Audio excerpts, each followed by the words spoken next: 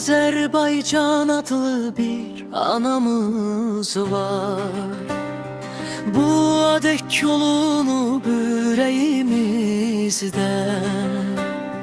Onun məhəbbəti qəlbə nur salar.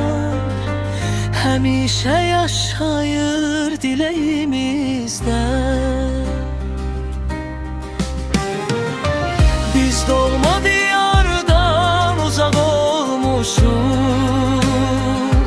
Bəlkə də taleyin yazısıdır bu. Qərib ölkələrə qonaq olmuşuq. Bəlkə də həyatın acısıdır bu. Həmrəylik günüdür bugün ha dostlar.